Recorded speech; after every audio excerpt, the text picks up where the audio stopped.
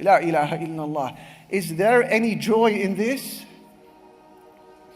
And when you ask this brother, this sister, after you offer them some advice or some harsh criticism about their behavior, about their relationships, about their social media browsing, you give them advice, they say, Ya akhi, I just want to be happy. That's why I'm in this relationship. I just want to be happy. I'm looking for happiness. But take it as a rule of thumb, a rule in life. The happiness that you are searching for will never be found in those places that Allah has prohibited. And if you don't understand this, my dear brother, my dear sister, trust me, you will miss the mark of happiness every single time. And that is why Imam Ibn al-Qayyim, he says that any individual who becomes attached to something other than Allah Jalla Jalaluhu will suffer at the hands of that thing 3 times. Will suffer at the hands of what? The very object of love. 3 times. The first time you will suffer at its hand is during the chase, as you try to pursue it. The second time you suffer is after you've pursued it. It's now yours. You now fear that it will leave you. And the third time we suffer at its hands is after it leaves us. Is there any joy in that? Is this really a heavenly pursuit, or is that more of a nightmare type pursuit? There is no joy or happiness. Maybe temporary pleasure, but no long-term joy in those departments and domains that Allah has prohibited. And Imam Ibn al-Qayyim, he mentions the story that demonstrates this rule so accurately in his book Al-Jawab al-Kafi. Imam Ibn al-Qayyim speaks about a man who was standing outside of his home when a very attractive woman passed by. And she was saying, أين الطريق إلى حمام من جاب? Where's the directions to Hammam min Jab? Hammam meaning a spa, a local spa in the area. And min Jab is its name. Does anyone know the directions to Hammam min Jab? So the man, he was now besotted, and he pointed to the door of his house and he said, I think it's here.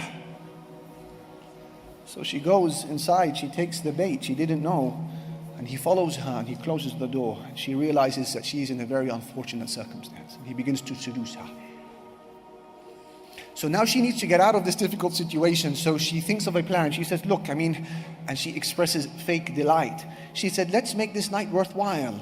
Bring us something to eat. Bring us something to drink first. He said, of course, I'm going to bring you everything you want.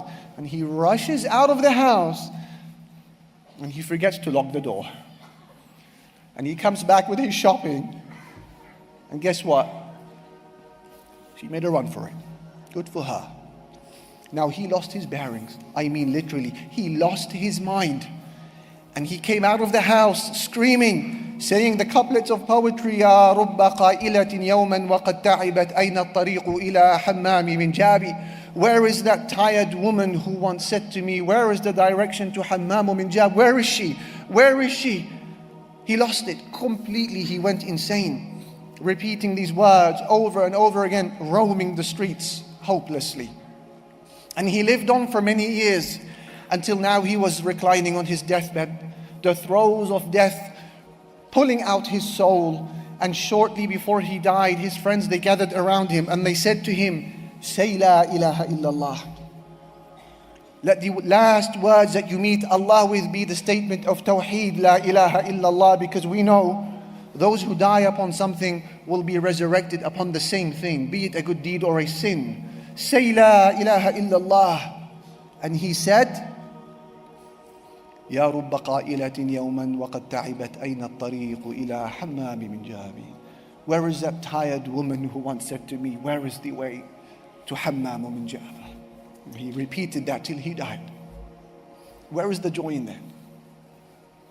Is that a heavenly pursuit or more of a nightmare that we should avoid? Brothers and sisters, I ask you gently, which of the two is happier? You tell me from a logic perspective, not even a scriptural perspective. Who is happier? Is it individual A or couple A who pursue a relationship outside of wedlock, outside of marriage, under the guise of night? Apparently no one can see them. to spend a short-lived moment of pleasure in the haram, in the prohibited, to be consumed by guilt and pain thereafter, because they know Allah Almighty said, وَلَا تَقْرَبُوا الزِّنَا, don't go near fornication, إِنَّهُ كَانَ فَاحِشًا, it is an abomination, وَسَاءَ سَبِيلًا, and a very evil path to follow. And they know that the Prophet Muhammad sallallahu alaihi wasallam had seen the fornicators in their graves before the Day of Judgment, burning within furnaces of fire. That type of guilt consumes them. And should someone knock on their door when they're in the middle of the act, they pounce in fear because they know Allah does not approve, family does not approve, community does not approve. Guilt is consuming them. Then should she become pregnant, the pain and regret is compounded. And then should they choose to abort that child, the pain is compounded. Is this happiness? Or is it individual B who patiently waits for the arrival of that righteous spouse to come to them through dua and dhikr and good companionship and friends and community? They wait using salah as their weapon, and dua and hijab and lowering of the gaze and the fear of Allah and masjid and halaqa and Quran, Allahu Akbar, and the prayer of the night. For them to get married in the halal, in an open ceremony where everyone is invited and everyone is smiling and exchanging dua and giving gifts. And then should they spend an evening with one another that night, they are at peace because they know وَفِي بُضْعِ أَحَدِكُمْ صَدَقَةً, there is charity in carrying out your sexual relations when it is in marriage. They're being rewarded. And should someone knock on their door when they are in the middle of that act, they are unfazed. Why should they be fazed? We open the door, we don't open the door because Allah approves of us, and our community approves of us, and family approve of us. Who are we to fear? La ilaha illallah. And then should she become pregnant because of that union, the happiness is compounded. And should she deliver the child, there is a aqiqah, a feast, gifts, happiness, a meal, dua, an extension to your heritage, a righteous boy or girl. Their happiness is compounded. Who is happier? They've sold us a lie when they told us that happiness can be found in the prohibited. La ilaha illallah. لا يستوي الخبيث والطيب, Allah said, وَلَوْ أَعْجَبَكَ كَثْرَةُ الْخَبِيثِ. The filthy and the pure, they are not equal, even though you may be impressed by the quantity of the evil. فَاتَّقُوا اللَّهِ, so be conscious of Allah. يَا أُولِي الْأَلْبَابِ, O people of intellect, لَعَلَّكُمْ تُفْلِحُونَ, so that you may be successful.